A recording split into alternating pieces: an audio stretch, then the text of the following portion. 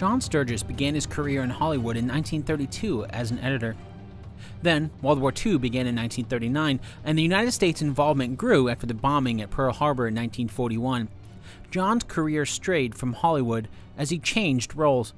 Instead of editing, John directed many documentaries during the war for the Army Air Forces, the predecessor to today's United States Air Force.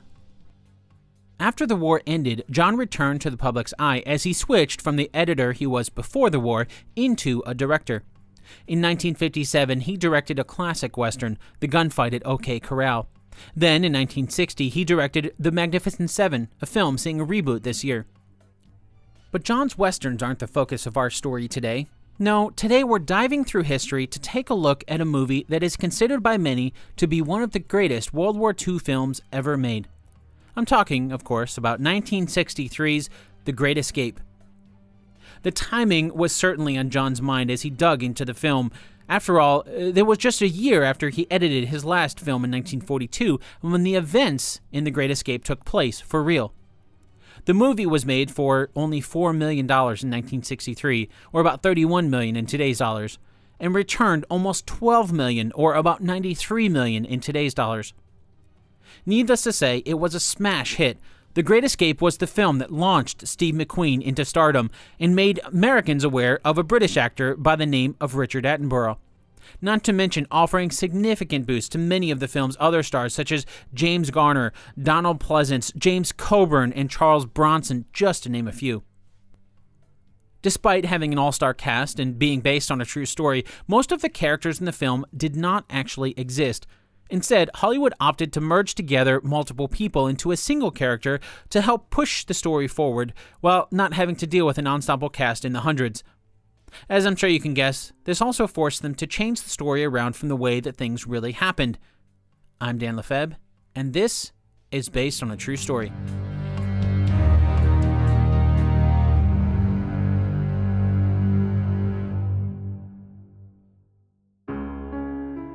The movie starts as prisoners arrive at a brand new camp.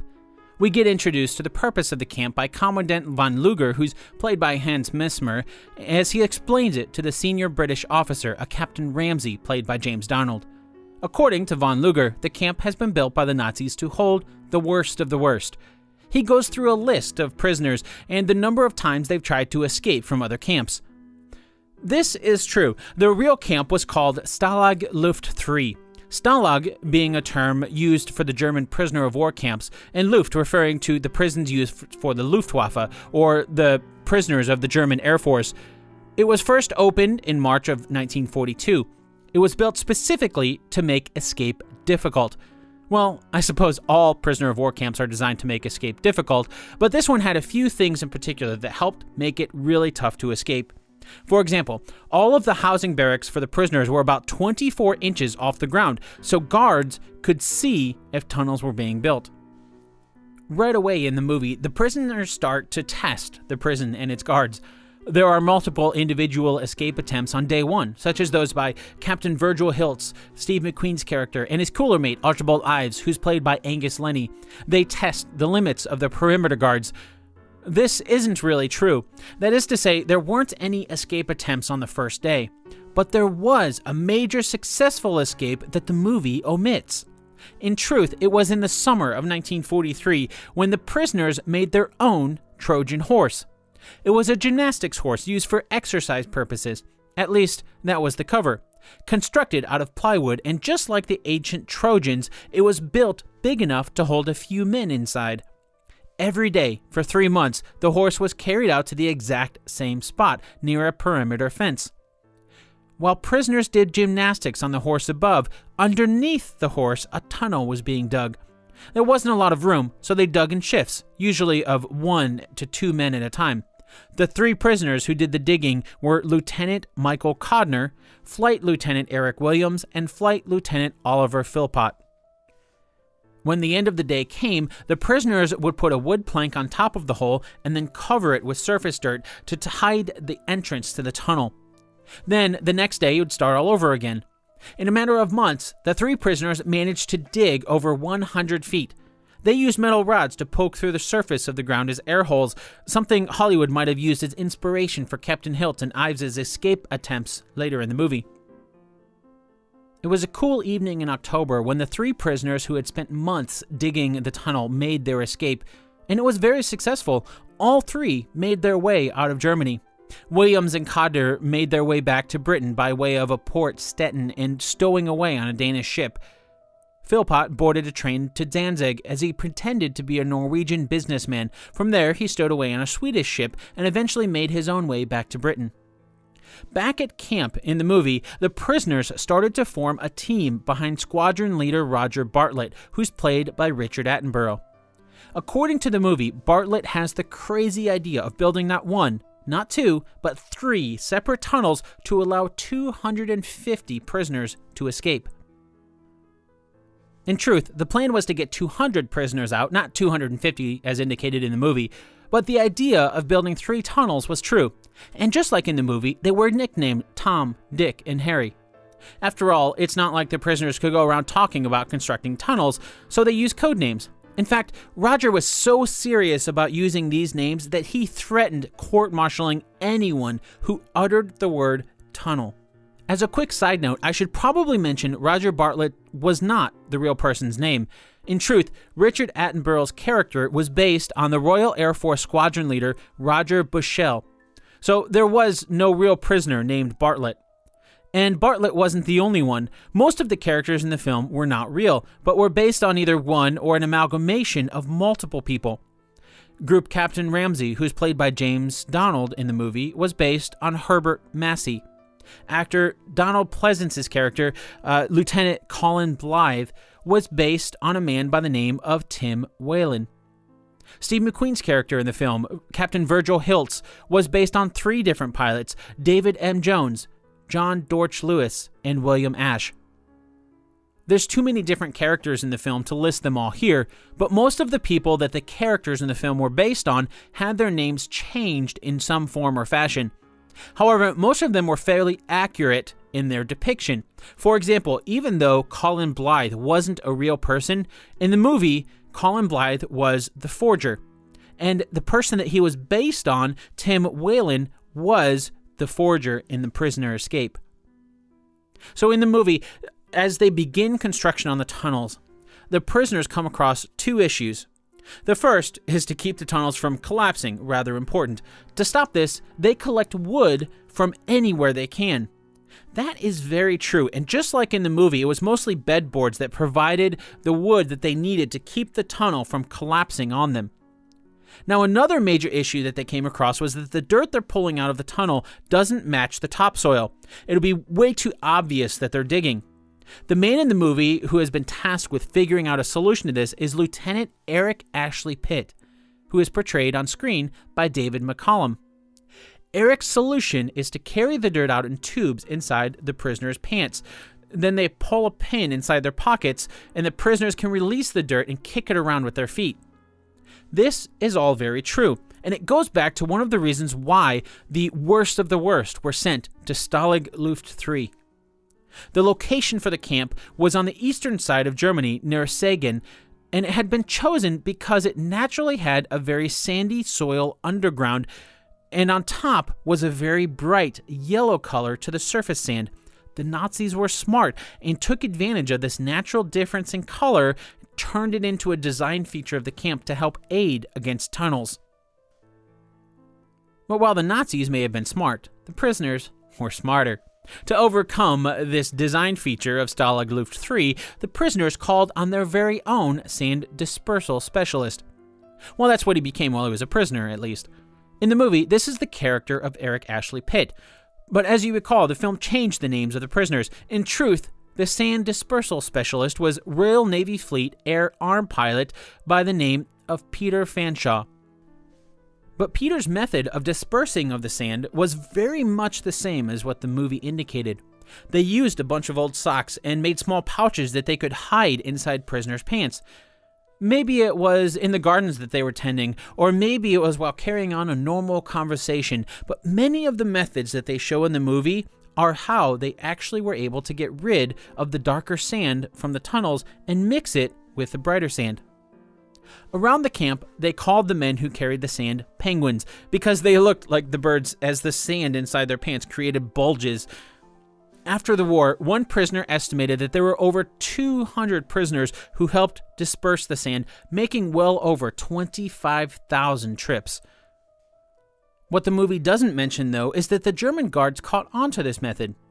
They became suspicious when a lot of the prisoners started wearing greatcoats, which they did to help conceal larger portions of sand. After catching some prisoners with sand, they were tipped off to the fact that something was going on. But they simply couldn't find the entrance to the tunnels, even though they tried time and time again. The movie depicts where the tunnel entrances are.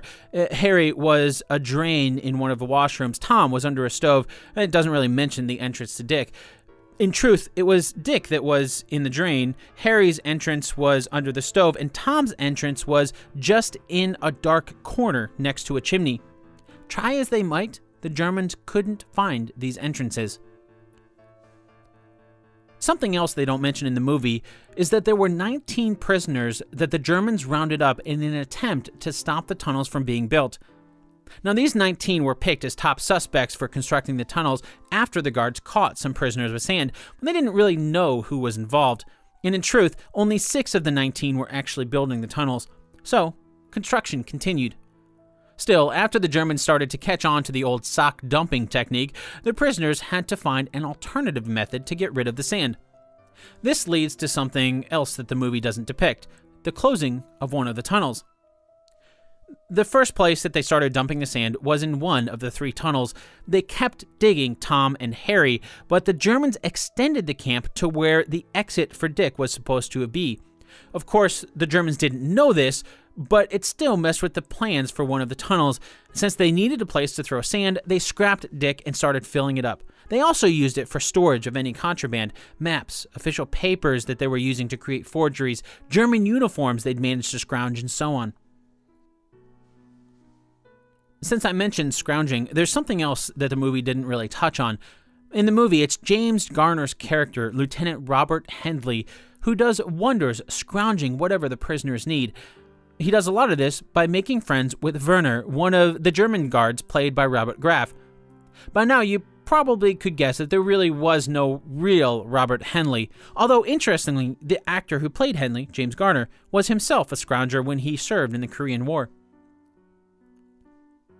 Maybe one of the reasons why Hollywood changed the story was because the true story itself is quite unbelievable. In truth, there were a number of prisoners who scrounged items, and the unbelievable part is that there were also many German guards who provided the prisoners with supplies. As it turns out, there were some Germans who were susceptible to bribery, and that's how the prisoners got maps, railroad times, civilian clothing, and even official papers that the prisoners then forged and duplicated. So while the movie made it seem like Captain Hiltz escaped on his own just so that he could scout out the area to build a map and then let himself get caught, that's not true. As construction continued on the 2 remaining tunnels, Dick started to get filled up. They had to find somewhere else to hide the sand coming out of Tom and Harry.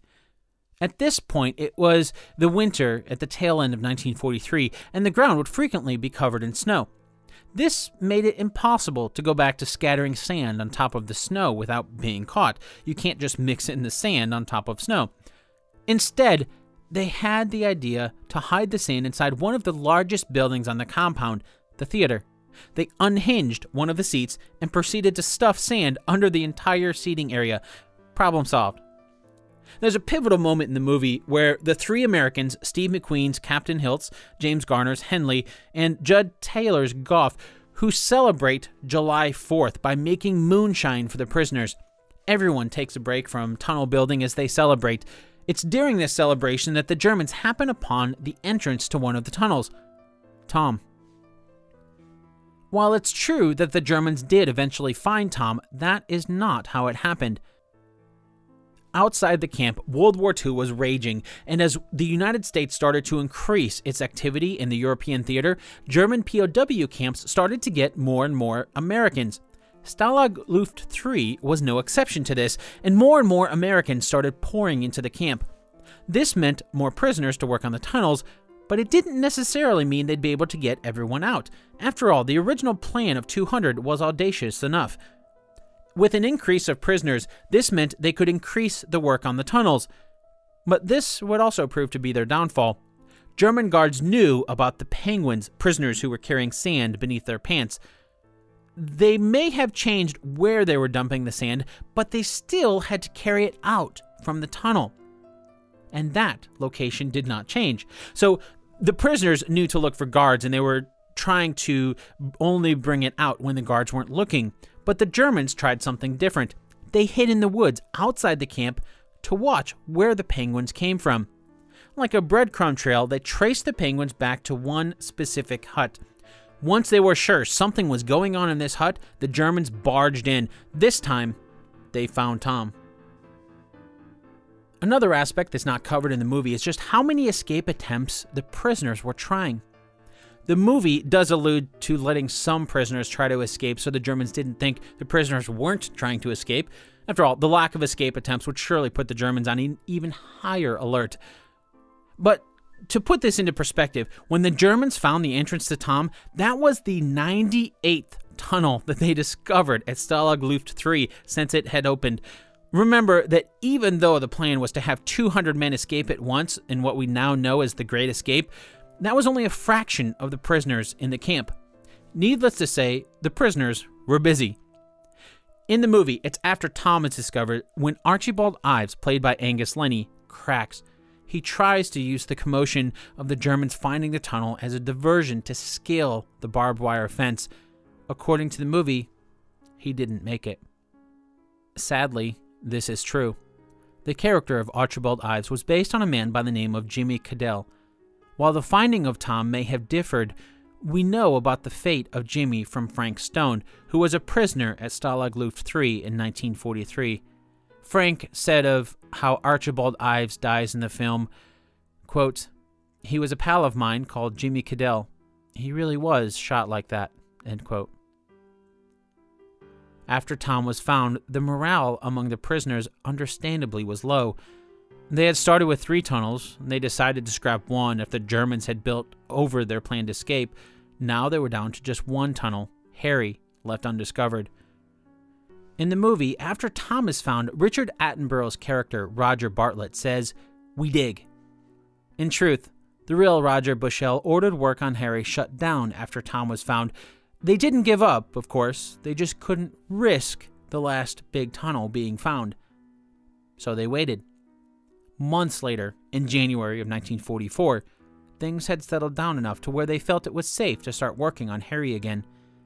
This isn't depicted in the movie either, but the date of the escape changed. After starting up work on Harry again, their target was to escape in the summer of 1944 when the weather was nicer, making it easier to cross German territories after they got out of the camp. But soon after work resumed on the tunnel, the German Gestapo paid an unexpected visit to Stalag Luft 3. They put more pressure on the Germans running the camp, and as a result, the guards started looking for more escape attempts. To counter this, Roger decided to move the escape attempt up. After all, there was no guarantee that the Germans wouldn't find the last tunnel. Rather than the summer, a new date was set in March of 1944, or as soon as the tunnel was complete. While work on the tunnel was being completed, Roger had started something Richard Attenborough's version of the character does in the movie: decide who goes and who stays. It couldn't have been easy. The system he devised was to break up into 2 groups. The first group of 100 were people those who were planning the escape thought had the best chance. They included prisoners who spoke fluent German, maybe had a history of escapes and weren't likely to survive in prison, or those that everyone considered had worked the most on the tunnels. The second group of 100 were luck of the draw. They drew lots to determine these 100 men, and included people who couldn't speak German at all, those who everyone really didn't expect to have much of a chance. Still, some chance is better than none. By the time Harry was ready, over 600 prisoners had worked on the 3 different tunnels in the escape attempt, but only 200 would be offered the chance to use them. The movie makes it seem like they had to go on a specific day because of their forged paperwork. That's not really true. After the tunnel was completed and everything was ready to go, they had to wait for a moonless night.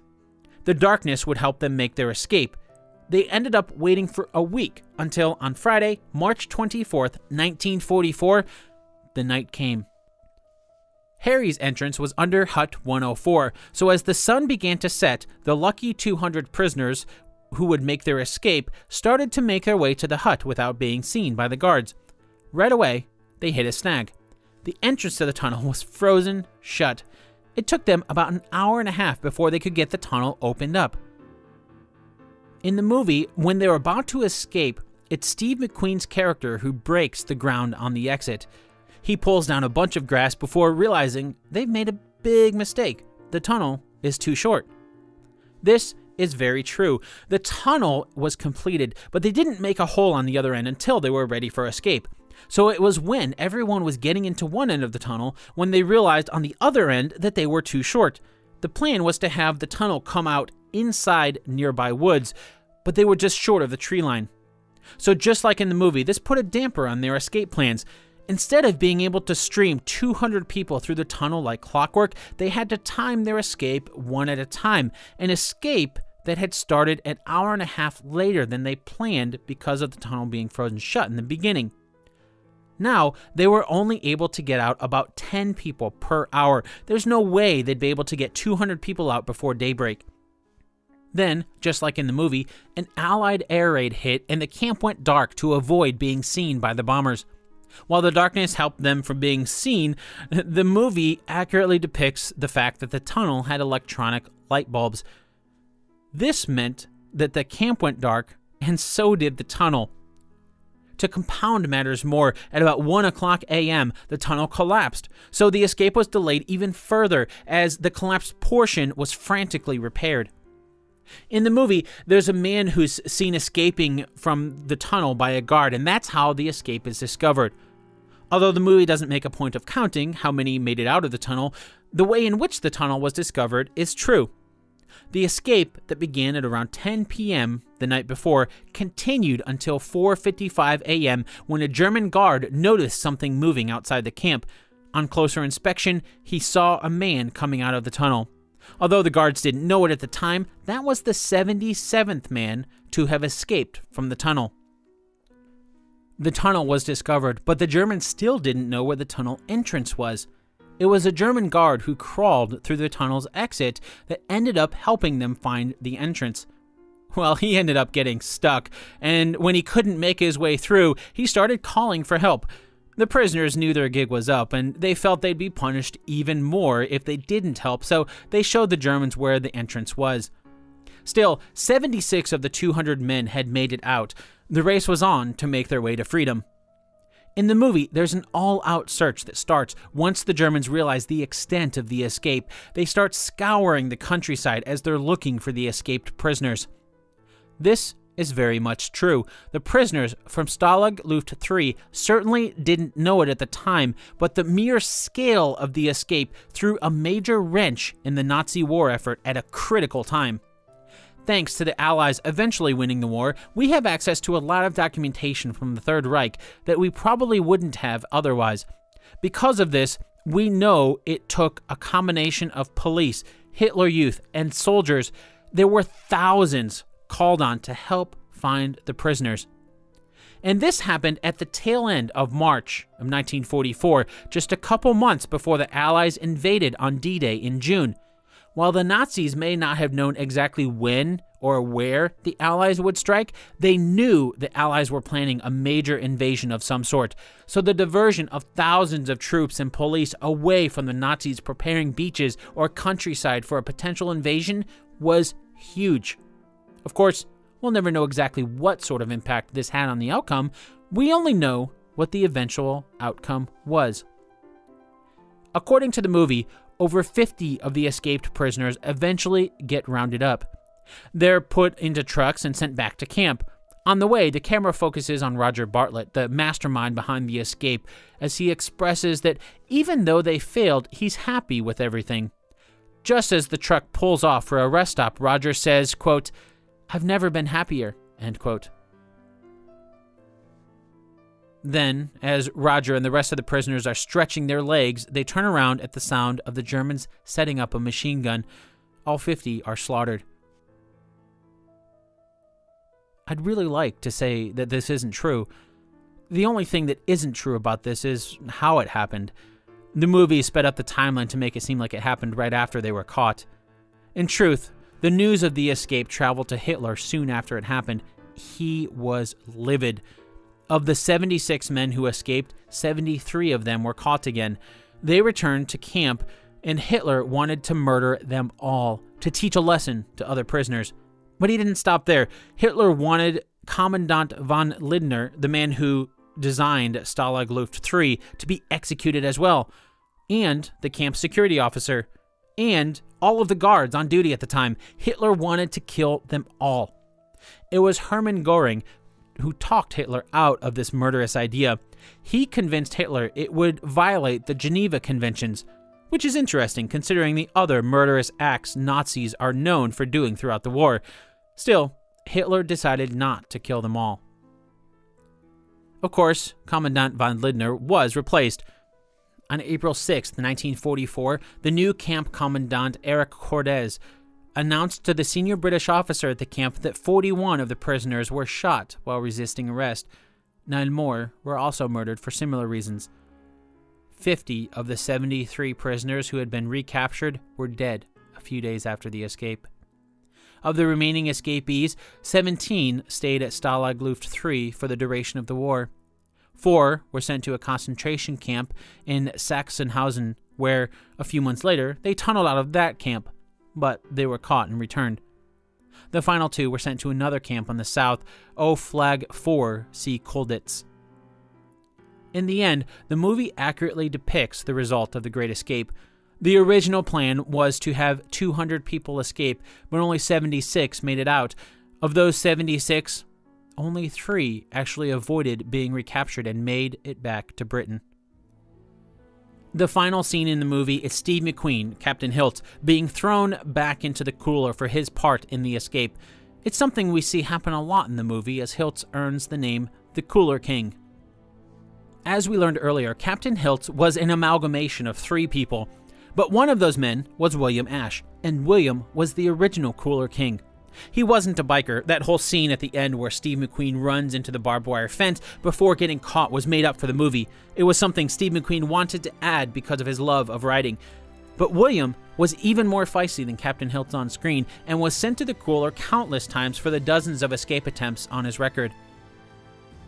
After the escape, the Germans took an inventory of the camp. Again, because of access to Third Reich documentation, we're able to know what this inventory turned up. Over 4,000 bedboards were missing. 19 bunk beds had simply disappeared, along with 1,212 bed bolsters, 635 mattresses, 192 sheets, 1,700 blankets, and 161 pillowcases. But that wasn't all that had disappeared.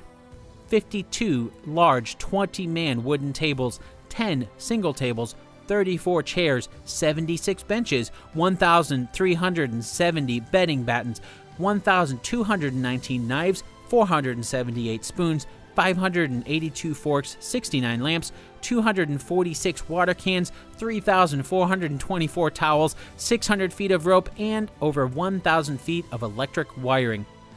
For all of this, the Gestapo executed the guards who had not reported the disappearances. And from then on, prisoners were only given 9 boards for their bed, and the guards made a point of counting them daily.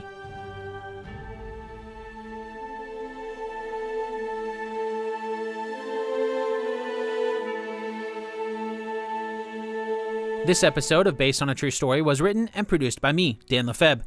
There's a ton of great information out there on the escape from Stalag Luft 3, but if you're looking for a place to start, I'd recommend a website dedicated to one of the men who was involved in the escape, Alfie Fripp. It's called therealgreatescape.com. Thanks for listening to the Based on a True Story podcast.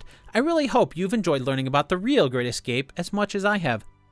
This show is made on my own and in my spare time, so I certainly don't have the big budget as the podcasts that you see on the top list. But I don't care about that because I have you. You are the reason why I make this show. If you've enjoyed this episode, why not share it with one of your friends? Help spread the word with your family and friends. You can find all of the other movies we've learned about at the show's home on the web at basedonatruestorypodcast.com. And you can join in the discussion on Facebook at facebook.com/basedonatruestorypodcast.